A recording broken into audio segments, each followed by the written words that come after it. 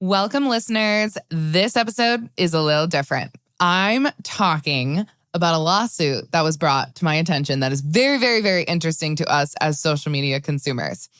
In the spring of 2022, a travel influencer was sued for saying that she was the first woman to travel to every country online, along with other issues. And today, I'm putting on my lawyer hat along with the help of another expert in the field who's going to explain the case, explain why this happened, and really dive into why travel influencers and influencers alike should be compliant when it comes to when they are posting on social media. I think this is so important as we follow more and more influencers online. And it's just a good reminder to really sit back and look at what's real, what's happening from just a social media perspective, and so much more. Which is why I am very excited to bring on another attorney for this episode. Think of this as two lawyers for the price of one kind of thing. Lauren Wolfe is a counsel at Travelers United, which is a consumer advocacy group focused on travel based in Washington, D.C. When not doing consumer advocacy work, Lauren loves travel, running marathons very slowly, and biking around town. She's been to over 100 countries and hopes to one day visit them all. But she wouldn't be the first because that's already been done. So as counselor for Travelers United, Lauren brought the first nonprofit case against an influencer for deceptive advertising. And she's also the lead and only attorney against an army of corporate attorneys in Travelers United's suit against MGM Resorts International and their use of hotel resort fees. If you guys, your mind is spinning and you're like, what is Paige even talking about? Just stick with me, and we're going to dive into all of this in today's episode, my friends. You're listening to the Legal Paige podcast, where we chat about life and business with a legal twist. I'm Paige, attorney and photographer helping online businesses and creatives tackle their business dreams without breaking out in hives. No more legal mumbo jumbo. This podcast features simple, bite-sized advice that'll have you legally legit in no time. Are you ready? Let's get started.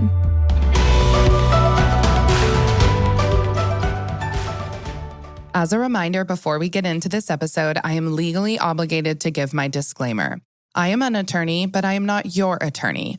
All legal information I talk about in this episode is intended for the masses and a large variety of different businesses. Please seek out another attorney in your city and home state if you need specific legal advice related to your unique business. Okay, let's get back to it. Thanks again, everyone, for listening to today's podcast. Lauren Wolfe is joining us today as we talk about all things influencers, compliance, and recent lawsuits. Lauren, thanks for being on the podcast. Thanks for having me, Paige. I'm excited to talk about all this.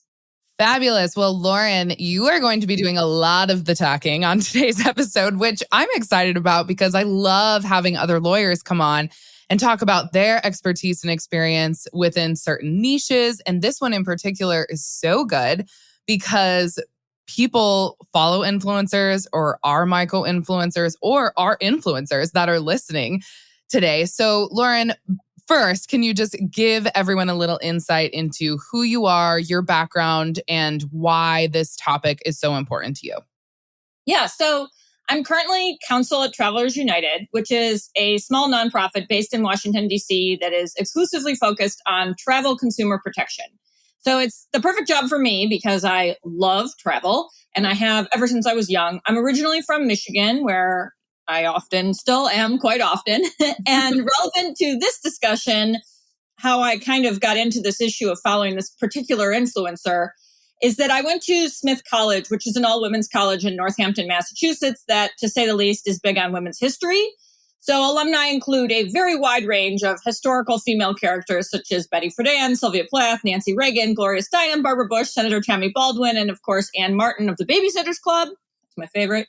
Needless to say, over my 4 years at Smith, I learned a lot of women's history. And most importantly, I learned the importance of paving your own path, but the cardinal rule of honoring those who paved the way before you for all that is possible for you today.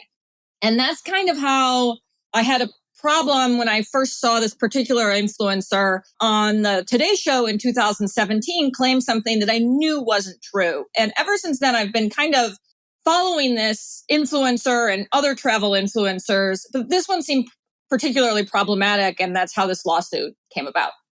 Oh, I'm so glad you teed it up like that, Lauren, because first of all, you guys, before we press record, we were talking about how my podcast is really one of the only legal podcasts that has dove into the influencer world. And as Lauren and I both know from a legal perspective and lawyers in this industry, it's very like gray, but we want it to be more black and white for influencers. And there's just so many things that people just don't know. They just don't know what they don't know. But in particular, people who are building businesses online, they tend to forget. Yeah, Lauren, they tend to forget who came before them. And giving credit where credit is due, not only through FTC guidelines, but also just through the truth. So I'm sure all of you are like, you guys, what are you even talking about? We're not talking about any of the like crazy stuff that happened with the legal Paige back at the end of 2019 and early 2020. That influencer situation is somewhat done and over with. But that's where Lauren found me. And then she was telling me about this really, really awesome lawsuit that is coming down the pipelines. And just, I was fascinated by it. And she's like, hey, can I come on and talk about it? So, drum roll, I think I teed this up as best as I could and got you guys very excited for it. I want to start off with the details of this case. So there was an influencer that was sued for engaging in kind of misleading or false advertising regarding that she was the first to visit every single country. Lauren, what are the additional details that you can give us about this, and what laws are they suing under here? Yeah, so this particular influencer was problematic for a few reasons that we'll get into. But the biggest claim that she made that was false is that she would be the first woman to travel to every country. This was unquestionably not true at all. Multiple women have been to every country before. They have proof of it. They have passports. There's a German woman that wrote a exceedingly there is a German woman who has written a very popular book in Germany about traveling to every country that was published in 2014. And she has had all of her passports photographed by the German press, has been extensively covered in their media. This was long before this American influencer even set off for her trip. So there's no question that this woman was not the first woman to travel to every country, but she just asserted it like she was. She sent out press releases. And then she really was the first person to claim it on Instagram, which is how this all came about. So I'm in Washington, D.C. Travelers United is in D.C. And D.C. has very strong consumer protection laws. They have perhaps the strongest consumer protection laws in the country. And anybody showing or advertising products to residents in the district is subject to these laws. So the law is called SIPA, which is the Consumer Protection Procedures Act. It's a law that allows nonprofits like Travelers United that have a specialty to bring an action related to their specialty to enforce the laws of the state. This is commonly referred to as like a private attorney general action. Essentially, Travelers United is taking the role as the attorney general to enforce the laws of the state. So, of course, the DC attorney general could sue themselves, but, they've got a lot on their plate here. And we actually have those seen one attorney general lawsuit against an influencer recently, very recently, by the attorney general of Texas.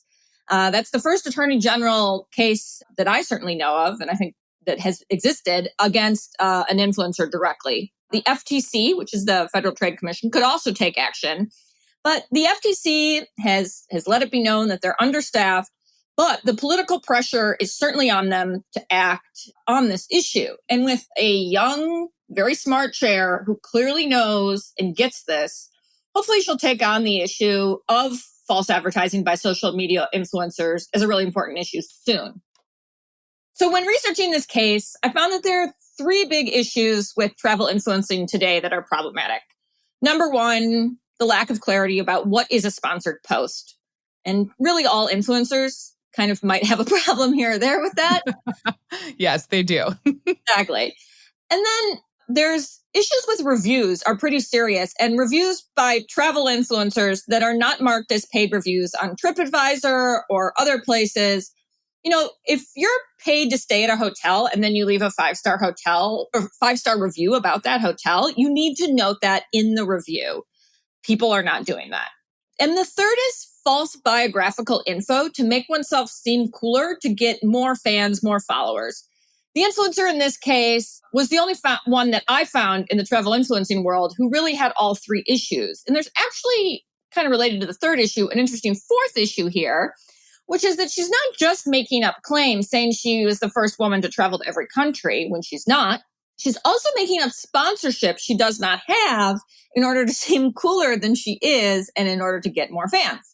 So the influencer that Travelers United is suing states in her biography, according to many social media posts, and even she made a GoDaddy ad that claimed it, that she would be the first sponsored astronaut of Virgin Galactic's to go to outer space. I reached out to Virgin Galactic about this, and they did not seem to have ever heard of her. So this influencer is really in the trifecta here in that she's not noting when things are paid advertisements when it is. She's not noting in her reviews that she leaves on TripAdvisor or other platforms that hotel stays were paid or gifted. She's also had issues reviewing her own book on Amazon under fake accounts and leaving 5-star reviews. And then she has false biographical info ranging from claiming to be the first woman to travel to every country to claiming that she is going to be the first sponsored astronaut. Like we said, she's not the first woman to travel to every country, and Virgin Galactic seems to not know that she exists. So, this is why we brought this lawsuit. It's I think, a very serious issue because this is one of the most followed travel influencers out there. She has 500,000 followers. She has a verified account. And it kind of also goes back to the issue of is Facebook, Meta, Instagram even looking at what people are posting? And I get it if somebody has 10,000 followers, but once somebody has 500,000 followers and they have a blue check mark, you'd think there'd be a little bit more accountability, but there doesn't seem to be. Yeah. And oh my gosh, so many things to dissect here. Okay, I have some follow-up questions. First and foremost, so SIBA it's DC and it allows you to bring action. So where are you bringing this action? Is it in DC District Court? Where is this at?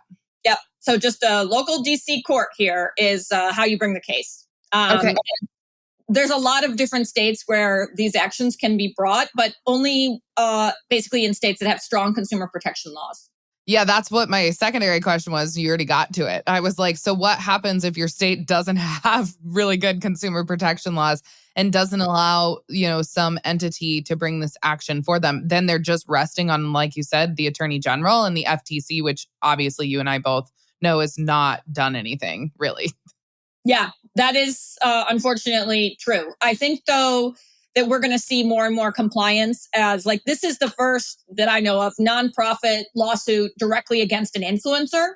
But I think, there's going to be many, many more in the future. And I think people will start to comply regardless of the laws of their state.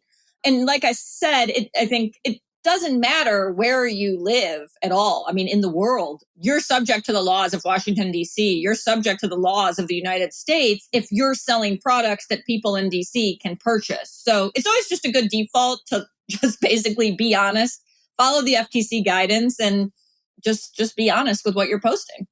Gotcha. And then in terms of civil versus criminal actions that could come against you, is most of this in the civil realm? Yes, all of it. Okay, good to know. So many of you that are listening in, if you've listened to any of my other influencer podcasts, I talked a lot about how, it was really regulated by the people. And that's where Lauren and I have this culmination of interest in this topic is you have to bring suit in order for things to change. I believe in that. Lauren believes in that. I would say most of the legal world believes in that because case precedent is everything here. And also seeing what influencers are doing, they are not going to be discouraged from not posting correctly, making false claims, writing reviews that they shouldn't be writing because it was actually a paid trip and they need to disclose that. As you guys know, what happened at the end of 2019 and 2020 was there was this mass chaos confusion on social media regarding a travel influencer, and everybody was signing up for a giveaway when they weren't actually entered to the giveaway to begin with. And so I called them out on that. And there's just a lot of, it's they claim that they don't know what they don't know, but until influencers are like, oh, I could get sued. Like, this is an issue. So I need to get a lawyer to like help me do this right. That is our whole goal here. I will just say, we're not outing every travel influencer known to man, but I think we're saying the world is on Meta now. Like, it's on Instagram and people make a livelihood from this. But at the end of the day, you could get swindled into something that you really aren't even a part of anyway. Like, whether that's going to this destination and like it supposedly being the best place ever. I don't know. We could get way far in the weeds, but that is where my interest comes in this. And I know where Lauren's does as well. Lauren, let's dissect travel influencers a little bit more. So you stated travel influencing is a lucrative business. And I think we saw that pre-COVID quite a bit. I think everything was like halted a little bit during COVID. But now that the world is opened back up and travel is like everybody's gung-ho about it, it's going to just exponentially increase from here.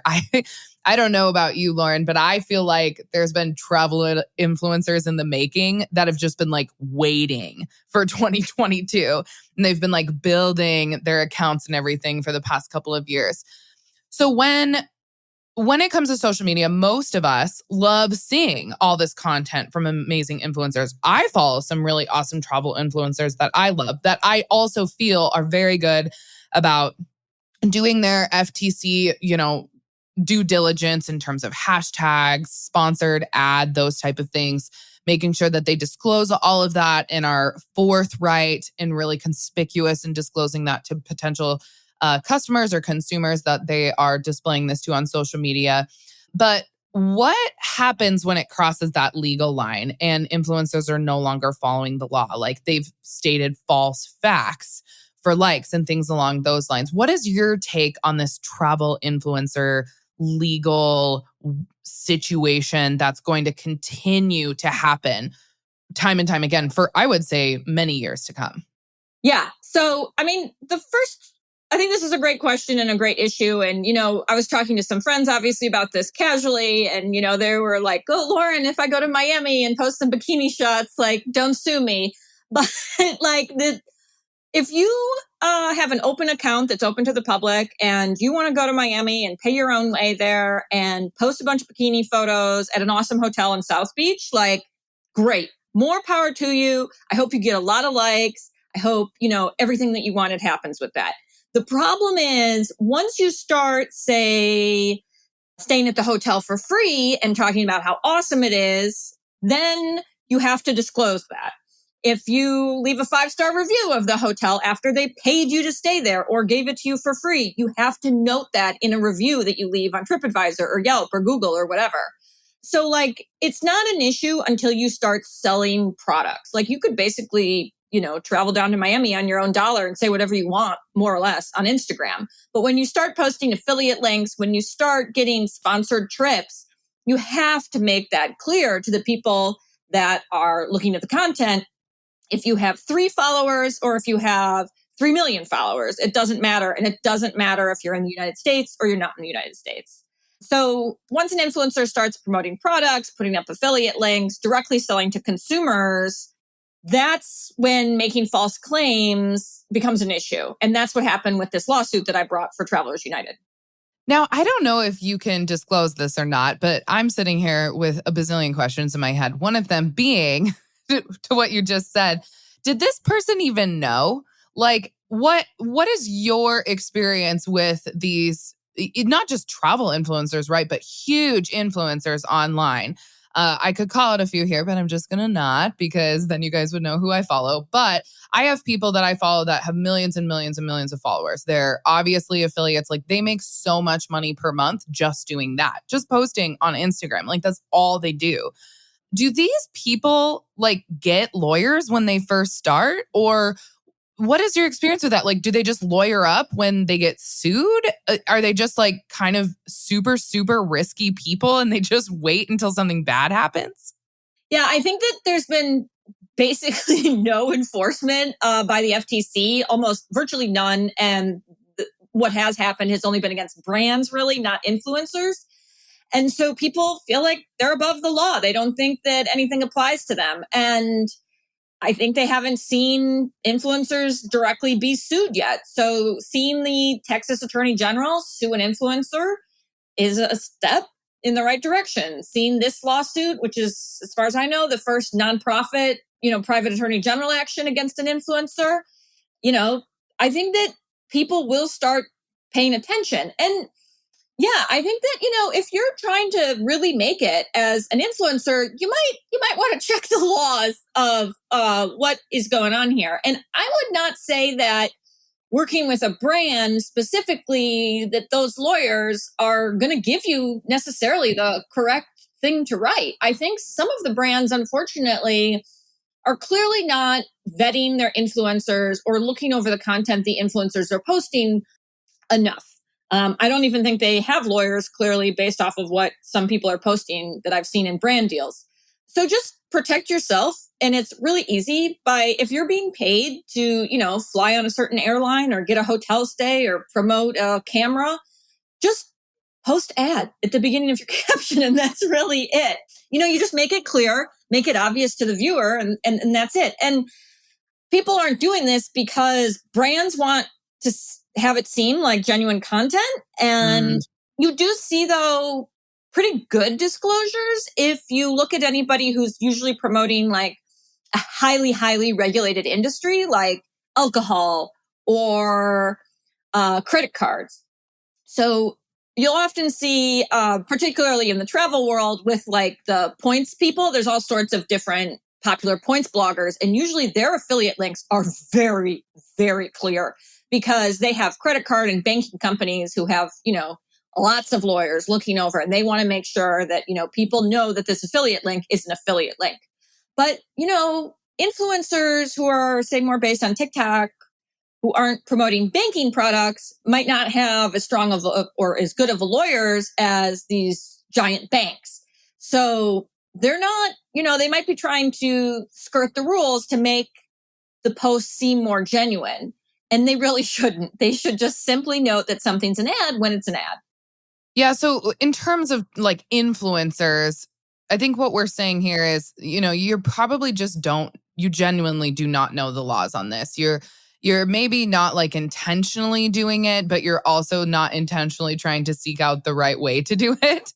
So there's an issue there. And I always tell people there are so many brand and influencer attorneys that are representing the influencers popping up nowadays because it's becoming such a lucrative business for, social media influencers to exist, that I would just say, as you really start building that brand, if you are a travel influencer listening to this episode, go seek out an attorney for help before something bad happens. You guys know that's my whole motto of TLP too. Like, let's get our legal ducks in a row before the bad things occur. Oh, hey, want to know what steps you need to take to ensure your business is legit and fully protected? If so, the good news is I've got a free guide just for you. This actionable step-by-step guide will give you all of the legally legit information you need to get your business legal and protected in no time. Again, this is a 10-step guide and it's completely free just for you tuning into this episode today. Just go to thelegalpage.com/10 steps. That's thelegalpage, PAIGE.com/10 steps.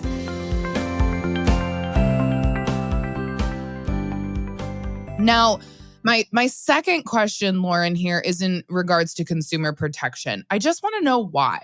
Like, why is this so important for consumers to understand? What is your whole point? Like, why is Travelers United going and suing people? Like, how does this benefit the consumers when they're abiding by FTC regulations, when they're abiding by, certain consumer protection laws in various states? Like, I'd love to know why we should care as consumers who follow these influencers. Yeah, I think that that's a great question. And it's interesting because I would say, a little bit younger on the scale of people in Washington, D.C. who are working on consumer protection issues. And I'd say that meaning like all consumer protection issues, which isn't good. So if you're young, come to Washington, D.C. and work on this stuff. But it took a little bit of work to actually to impress upon people that this is a consumer protection issue, that, there's obviously a lot of consumer protection issues in the travel industry. One that obviously is in that I'm also working on are hidden fees with hotels, like hotels not advertising the correct price. That's a consumer protection issue. Mm-hmm. But if somebody is, on Instagram 2 or 3 hours a day, which I think a lot of people are, and they're looking at all these awesome travel photos, and they think these people are in, just hypothetically, this is made up, like the Maldives or the Bahamas or Mississippi. And they're like, oh, these places are great. I want to go there based off of these photos. But they don't know that these influencers were paid to go there and promote these locations. Like, that impacts how you're making your decisions, just like picking a hotel room based on one advertised price, getting there and finding another price.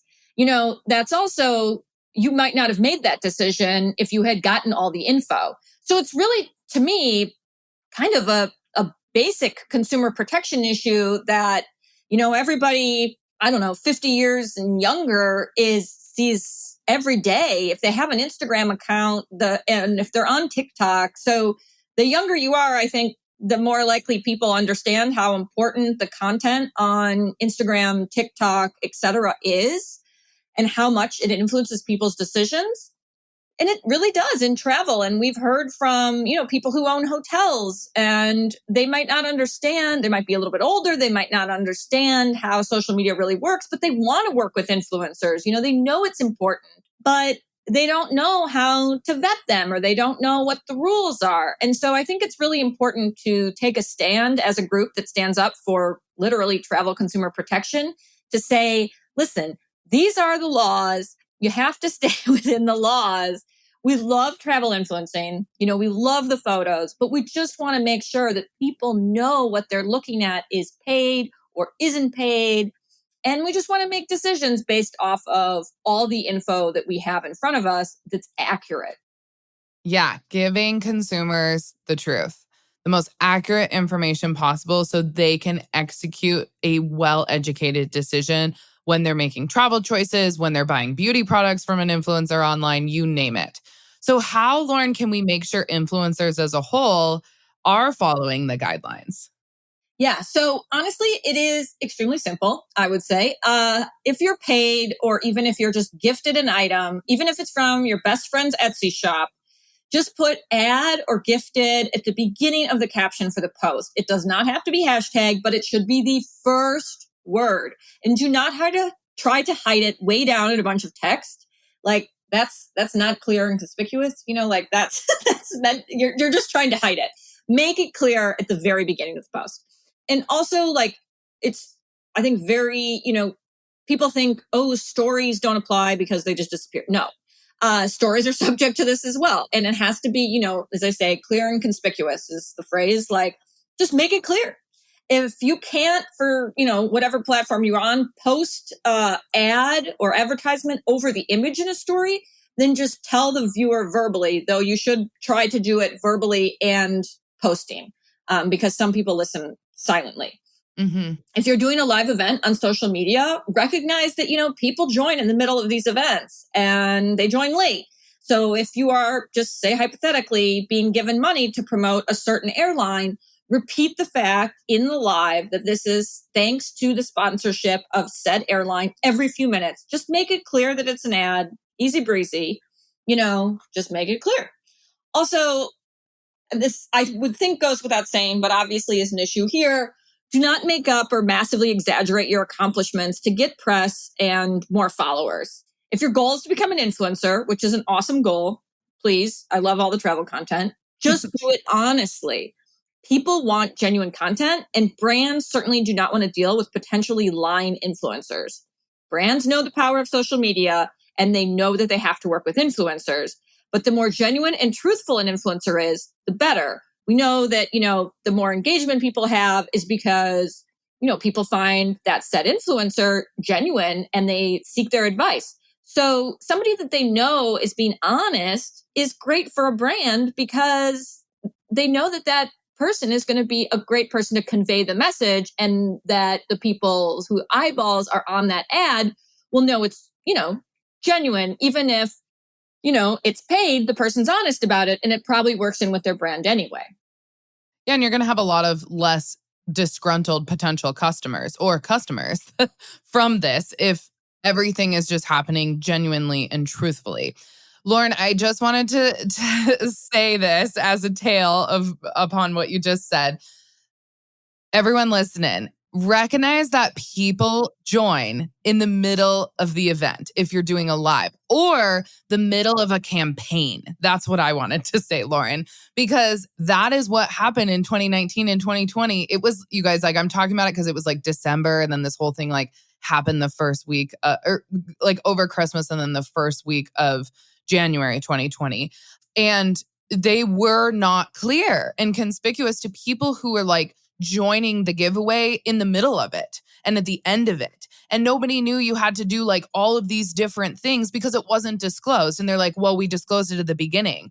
And I'm like, you just got 500,000 followers because of this. And these are all new people that have no idea what's going on. So I just wanted to hit that home because I'm so glad you said that, Lauren. It is key. You can't just say it once. You have to be clear throughout the process and campaign in particular. If people are running massive campaigns as an influencer, you can't just do it once at the beginning.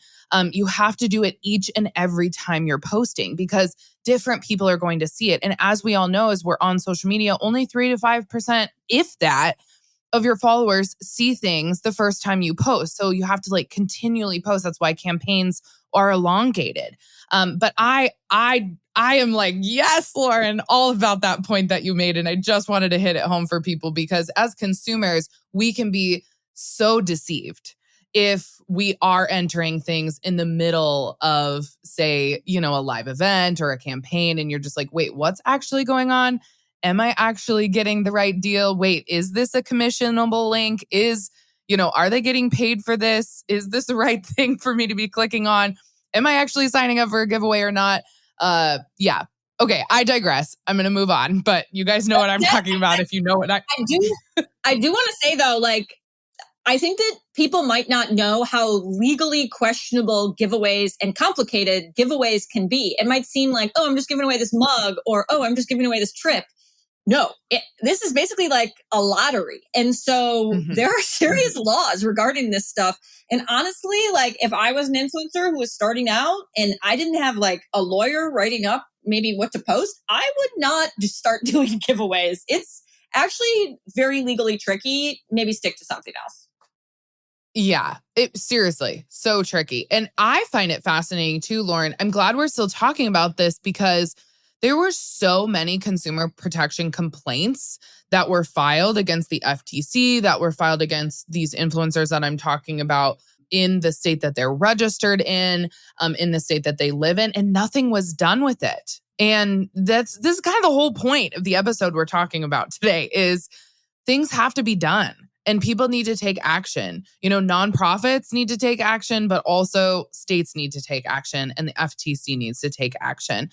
One thing I think a lot of influencers and just pure social media consumers may not be made aware of is that aside from FTC guidelines, like they have to also follow their own state consumer protection laws. And I talked a lot about that on my previous episodes is people is like, who is actually regulating this and what's actually going on? And these all vary. Like I asked you, Lauren, we don't really know anything about state guidelines unless you are a consumer protection lawyer or you have filed a consumer protection claim against someone in your state.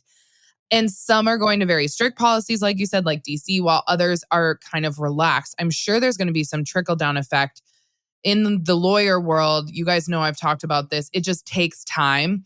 I mean, there's so much bureaucracy and things going down and understaffing and just a host of myriad of issues. But at the end of the day, unless consumer protection laws are revised or they're more strict or things start happening in terms of amending consumer protection laws in certain states to the social media world and social media aspect of things, there will be no change. And consumers are going to, they're going to hurt because of it. So, Lauren, how do creators make sure that they're within their own state regulations aside from just, the FTC hashtag ad, hashtag sponsored, like being clear and conspicuous? Yeah. So, honestly, the hashtag ad, hashtag sponsored, hashtag gifted, it doesn't even have to be hashtag. Is as long as it's good to know. Yep. As long as it's just the first word and you make it clear and then put a few spaces and then start your post, you're all good. But yeah, I mean, the key here is that like DC has some of the toughest laws in the country, which is why Travelers United picked DC. Also, I live here, so I can prove that, I can buy things off of social media, have them sent to my house, and thus we can bring the lawsuit here. But everybody who's posting their content and has it set to be viewed in the United States is subject to the laws of Washington, D.C. and the consumer protection laws of each state in the United States. So the influencers, if you're following FTC guidance, which is awesome, the FTC actually has not said anything about making up sponsorships that don't exist. So if you are like, want to seem cooler than you are, and you're just like making up that you have a deal with a hotel that you don't really have, the FTC actually has not said anything about that. And Taylor Lawrence did a great piece on this in The Atlantic a while back, if you want to read more on that. But interestingly, in DC, making up sponsorships in order to sell a product is actually a violation of the law. So I would say that that's like one note where a state can go a little bit further than the FTC. So, I mean, if you have 5,000 followers and if somebody's, and you're making up that you have a sponsorship you don't have, I do not think that somebody's going to sue you. But if you have 500,000 followers and you're making up sponsorships, I think it is highly possible. And, these laws they're not crazy. They're pretty simple and just meant to protect consumers. People just want to know if you're being paid to post an advertisement. And all you need to do is write advertisement or ad first in the caption, make affiliate links clear that they're affiliate links. And if you, want to see a good affiliate link, basically look at somebody who has a link to, say, a credit card or bank info, because they've got serious lawyers. So, see what they say about it, and you can probably use similar words. Don't write a 5-star review of a hotel that paid you to stay there without noting in the review that you were paid to stay there. And then, simply don't make up things about yourself in order to make yourself seem more interesting to get bigger brand deals. I mean, this might seem pretty basic, but a few, unfortunately, influencers seem to think that they're kind of above the FTC's guidance. They don't think anything will happen to them. They're literally until the Texas Attorney General lawsuit like 2 months ago. And this one hasn't really been much action against influencers. So people should know that this, these actions, they might be the first, but they're certainly not the last. This is going to just keep going. And so I think if people, make it very clear, just say it's an ad, that's fine. People still want to see the content. So that's it. Yeah, absolutely. We all want to see it. We just want to be of the understanding of what's actually happening behind the scenes. I think everyone, like influencer wise or social media wise, it's all like a perspective on real life and what's actually happening. But there are specific regulations and provisions that you need to follow in the influencer realm of things when you're making money. Like when that cha-ching moment happens, like Lauren and I were, or as Lauren said, that is where you can get caught and, do things the wrong way if you're not setting it up correctly as an influencer. In your professional opinion, Lauren, what do you think needs to change when it comes to influencers and consumer advocacy? Like after this recent lawsuit for claiming to be a world traveler and going to all the countries when she indeed was not the first, what do you think needs to happen next across the board? Yeah, the FTC just needs to take this on. This is the Federal Trade Commission's job. There should be multiple people at the FTC working on this. There's frankly much more serious issues than travel influencing. Like there's a lot of social media influencer advertising right now of prescription drugs, of credit cards, and the FTC has not sufficiently addressed that. The fines that can be levied against brands and influencers, both who think they're above the law, could easily fund a small department in and of itself.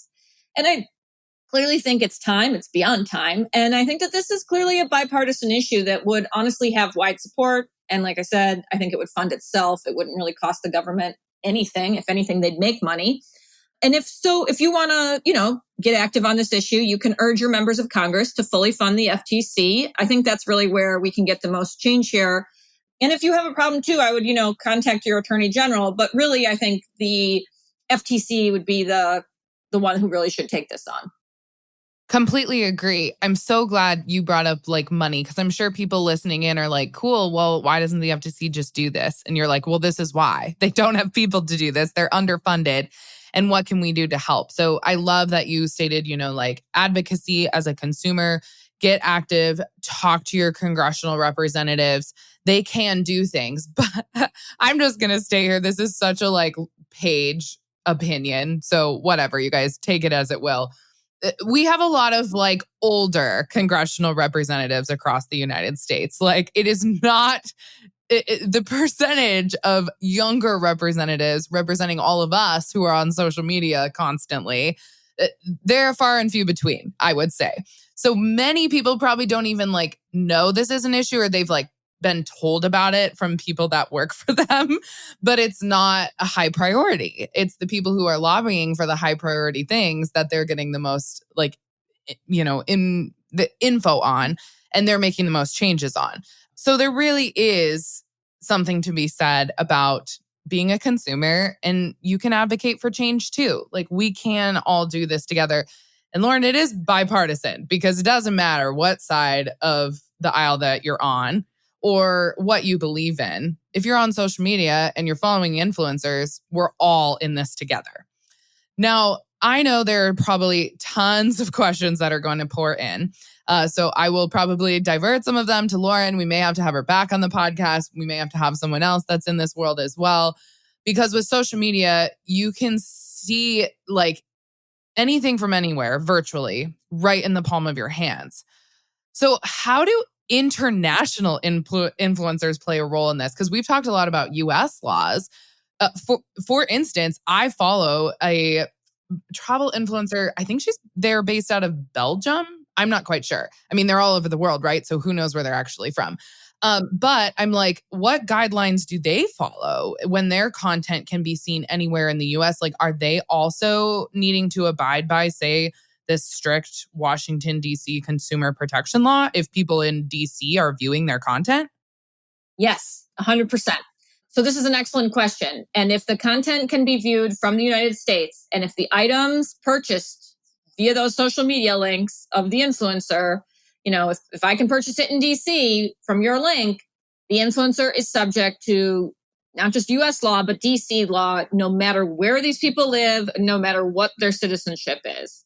So like, I feel like everybody is living in Bali all of a sudden. I don't know. But it seems like that's like where a lot of travel influencers are based. And say you're British and you live in Bali and you have 2 million Instagram followers and you're going all over the world. You're subject to the advertising laws of Washington, D.C., and of course, the guidance of the United States Federal Trade Commission. If you don't want to be subject to these laws, a fun fact is that big influencers can actually turn off certain countries from being able to view their content. So hypothetically, somebody could make the decision to go in and turn off content to not be viewable in the United States for big accounts. Most people obviously would not do that because they want the brand deals and the money that comes from the United States.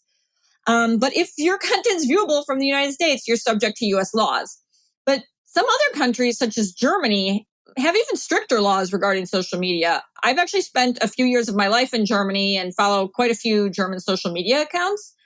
Almost all of them mark their advertisements as such, but very, very few in the United States in comparison do. And I think that will change soon as, this case and the Attorney General case and other cases move forward. I think that countries like Germany that really value privacy and, they have announcements on the television when an advertisement comes on, when the advertisements end, things like that. I think you'll see countries that really value clarity in advertisement come out as leaders in this. And I think that Germany is definitely one of them.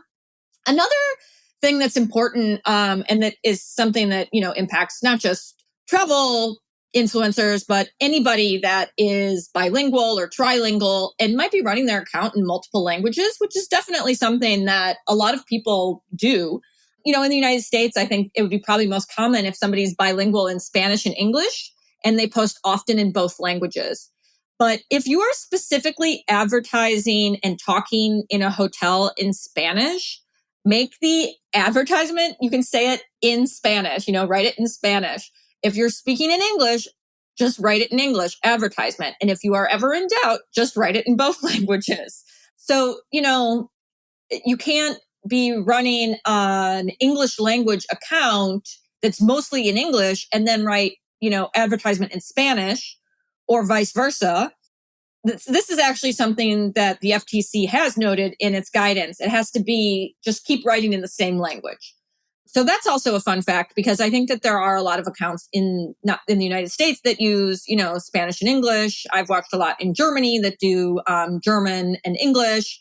And, just be careful. The dominant language needs to be the one where you make it clear that advertisement is advertisement. And if you're in English, you write it out as advertisement or ad.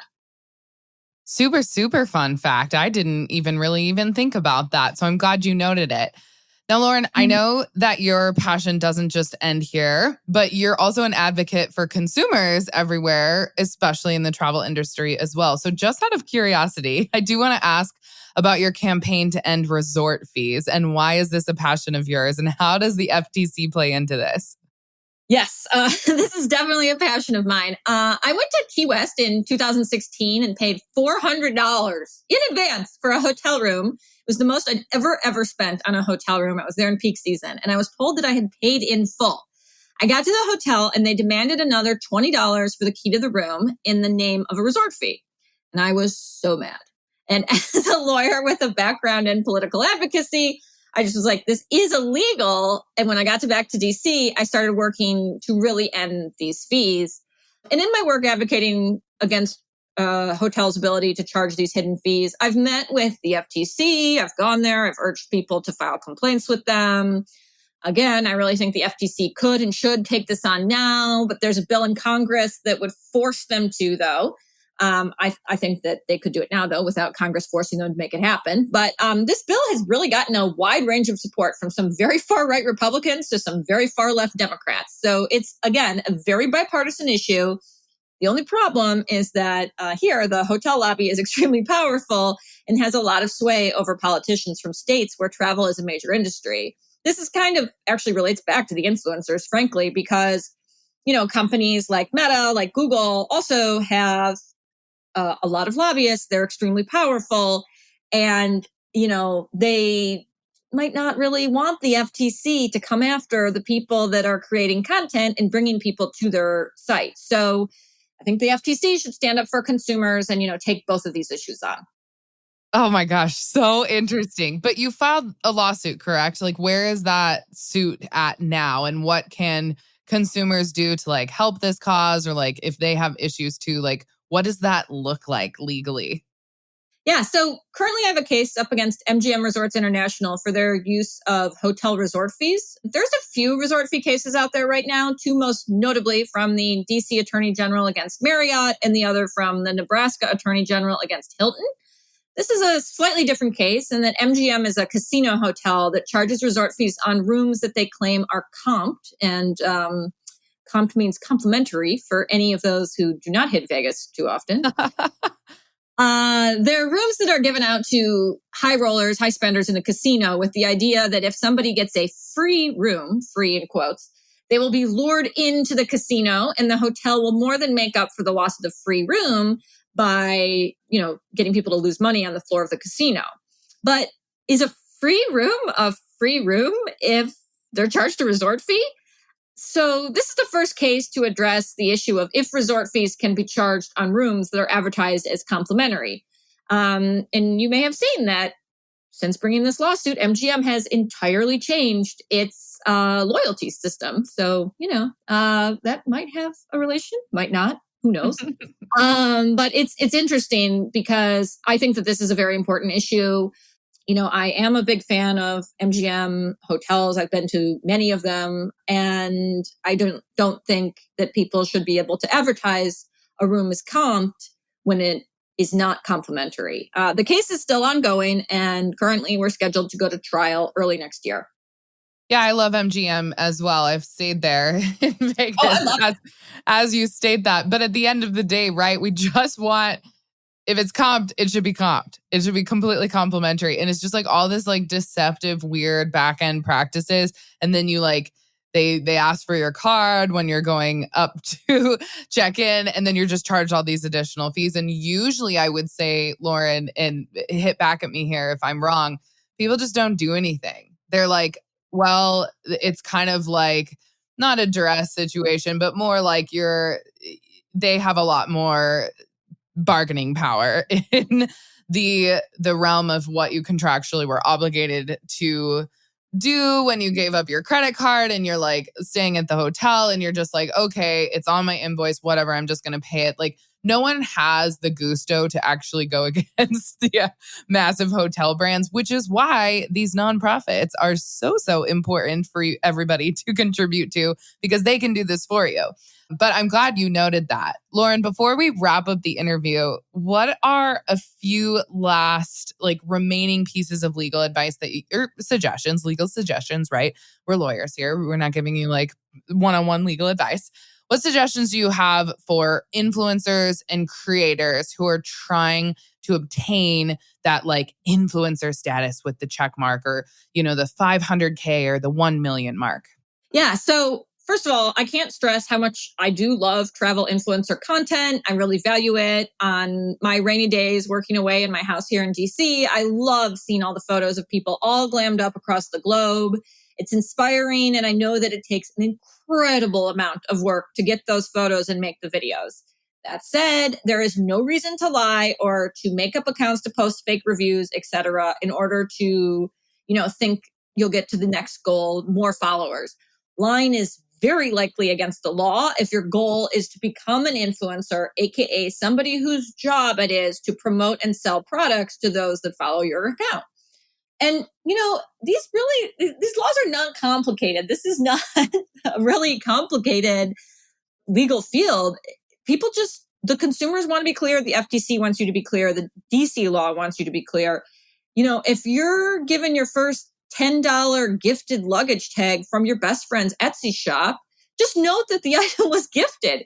Just start your caption with gifted and then go on to be like, ooh, I got this cool luggage tag from my best friend's Etsy store. She sent it to me for my birthday, blah, blah, blah. Maybe it's awesome. Then you can put a link there, and make it clear that it's going to your friend's Etsy store and she gifted you the product. If major brands see that you know how to follow the law, they're going to feel confident in bringing you on board to represent bigger deals. So, if I was a lawyer at a brand, I cannot stress enough how I would feel pretty great if I saw that somebody was very clear in their previous posts, before they came on to work at a much bigger brand. Obviously, I saw from researching this case, there are very major brands that are obviously not thoroughly vetting influencers that they bring on. However, this is highly, highly likely to change as influencer marketing grows exponentially every year. And the lawsuits like this one that I brought become increasingly frequent, not just from nonprofits, but from attorney generals, from likely the FTC. And this lawsuit may have been the first of its kind, but it certainly will not be the last. No, it will not, if you and I have anything to say. Yep. And for consumers alike. So, Lauren, where can people follow this case, follow Travelers United? If they want additional information, where would you suggest people go before we close out? Yeah, so you can follow Travelers United. We have a little page devoted to this, specifically under legal actions. It's travelersunited.org. I post sometimes on Instagram at Wolfe Travel Law. And I'm also on Twitter. You can reach out to me at any of those places. And just remember, if it's an ad, just note it. That's all. Perfect. And you guys, I will link all of these in the show notes because many of you will probably have churning questions in your brain going on. I know I do. Lauren, thanks again so much for being here. We really appreciate you taking the time and honestly just dishing out so many legal goodies here. Yeah, thanks for having me. So, my friends, with all of this to say on the podcast about influencers, FTC guidelines, and consumers on social media, this is what I want you to take away. As followers, it's so crucial to understand that some things are posted purely for marketing. And as the old saying goes, don't believe everything you read online. For those who are listening that are influencers or striving for that title, it's so important to do your research, look up US guidelines, look up your state guidelines, look up FTC guidelines, and make sure you are legally protected and following compliance. And as I might add, go get yourself a brand or influencer attorney to represent you because they can guide you through this process so you don't have to do it yourself. This also goes for brands that you're working with, that you have signed a contract, and make sure that you have it reviewed and negotiated by an attorney that's representing you. These brands have a lot of negotiating power, but so do you as the influencer who's promoting things. I hope you found today's episode super informative and that you take away at least one tip for your own personal consumer life on social media or for your own business to be more compliant online. Thanks so much, and I will talk at you in the next episode of the Legal Paige podcast. Thank you so much for listening to the Legal Paige podcast. I am beyond grateful for you, which is why I want to give you a coffee or your favorite bevy on me. If you leave a 5-star rating and review for the Legal Paige podcast on iTunes, screenshot the review and send it to me on Instagram at the Legal Paige. That's the Legal Paige. I will send you a Starbucks gift card from me. Just make sure to include your email in the DM. So again, send a screenshot of the review to me on Instagram at the Legal Paige, include your email address, and I will send you some Starbucks, because what better gift than caffeine for every business owner?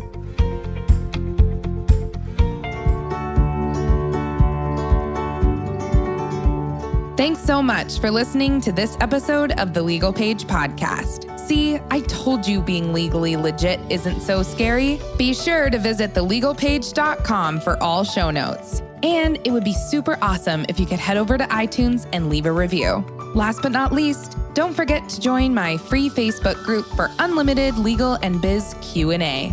Chat soon, Legal Pagers.